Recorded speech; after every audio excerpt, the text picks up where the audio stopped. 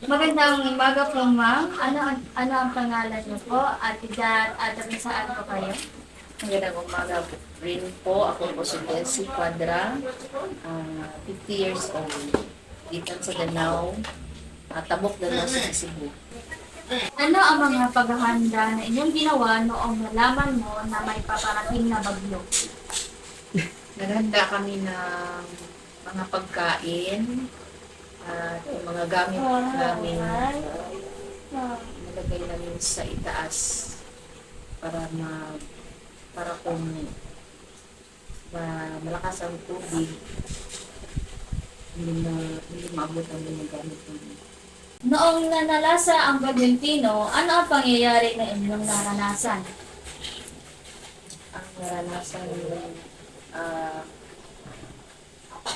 pagsaka sa tubig na hadlok, na bati na ko kahadlok. At bati na ko kahadlok kung sa kadako na sa tubig, dahil paspas ng saka o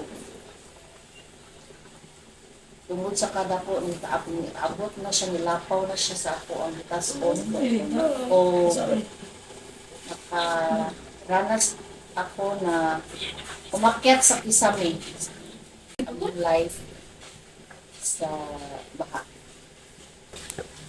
Pagkatapos ng bagyo, ano ang inyong ginawa upang makabangon sa trahedya?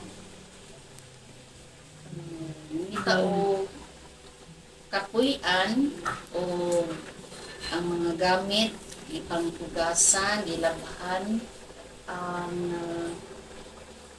abdaw sa lako o ang muang para padayon lang gihapon sa kinabuhi. Mangita og paagi, nangita ni paagi para makabarog gihapon ng muang balay o mga gamit na mo among pang hugasan ang madala pa ang mga gamit mo pwede pa magamit. Mayroon bang tulong na naibigay sa inyo ang gobyerno para sa inyong pagsisimula? Meron pong tulong yung mga pagkain lang, yung bigas at sardines, noodles, makahelp na kaayo sa pagpadayon para kaon. Pero bahin sa help sa balay, wala. Ang priority sa government kay wash out yun ang priority. Ano ang mensahe ninyo sa mga taong nawala ng mahal sa buhay at nawala din ang kanilang bahay? So, mensahe ko na isa sa mga nawala ng mga gamit, nangawala ng mga utang, nangawala ng kinabuhi, still padayon lang gihapon sa atong kinabuhi kay nahitabo sa mga nahitabo nga bad and good sa atong life,